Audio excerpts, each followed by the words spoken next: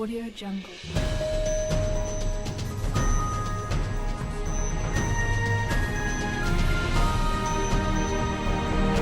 Audio Jungle. The day is finally here. No more messing around. Game time is hours away. The number 14 Michigan Wolverines are facing the number 12 Notre Dame Fighting Irish in South Bend. After finishing last season 8-5, Michigan wants 2018 to be a special year, and beating ND could propel them to bigger and better things.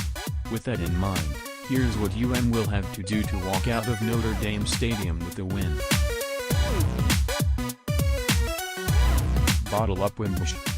Notre Dame quarterback Brandon Wimbush is a scrambler, rushing for 803 yards and 14 touchdowns in 2017. When Wimbush is pressured and contained, he's a much less effective player. Completing just 49.5% of his passes last season, Wimbush can make bad decisions when defenders are in his face. Look for the likes of Rashawn Gary, Chase Winovich, Callak Hudson, and Devin Bush to all give Wimbush fits and rattled before this game is over. If the Michigan defense is unable to knock Wimbush on his butt, this quarterback can still dash and gash any defense on any given week. He has serious arm talent and open field running abilities. He's just highly inconsistent to this point at ND.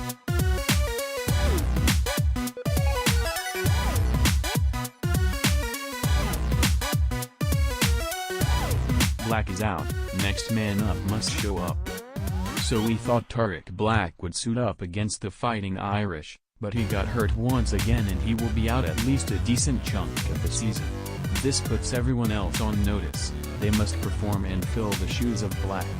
Nico Collins has been receiving rave reviews in practice, but will he play well during live game action? Grant Perry will need to carry some of the load as the vet of the bunch. Hopefully for Michigan's sake, Donovan Peoples-Jones has made big-time strides and improvements. And then there's Oliver Martin, who is another candidate that could see an increase in snaps with Black being out.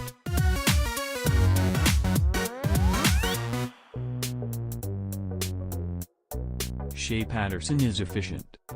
With a top-tier Michigan defense, all Shea Patterson is going to have to do is be good. He doesn't necessarily have to be great. Don't turn the football over, lead the team down the field and keep putting points up on the scoreboard. If Michigan can score north of 20 points, their chances of winning this ball game are pretty high.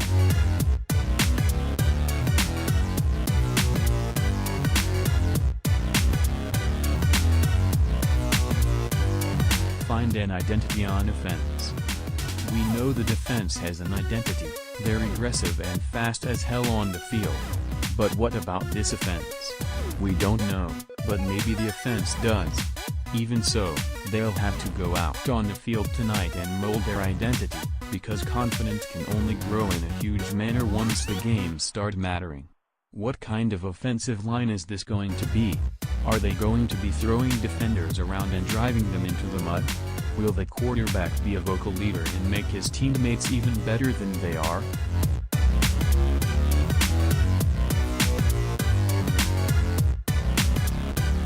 Don't freak out.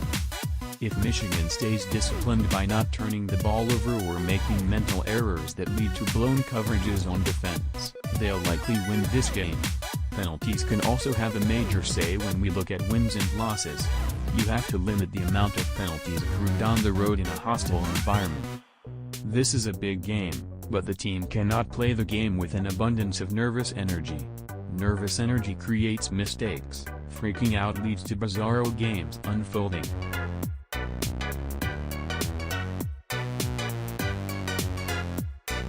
Get the run game going early. Back to the whole offensive identity thing.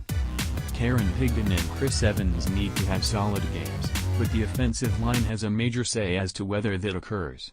If the duo can keep racking up first downs and moving the chains, that'll open up the passing game while also proving to the Michigan fan base, and themselves, that the O-line is much improved and is up for any challenge.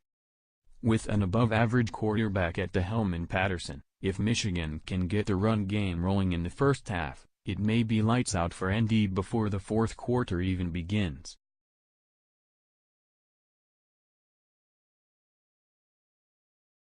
President Trump did not attend Franklin's funeral, but on August 16, soon after news broke that she had died, he posted a Twitter message. The Queen of Swords.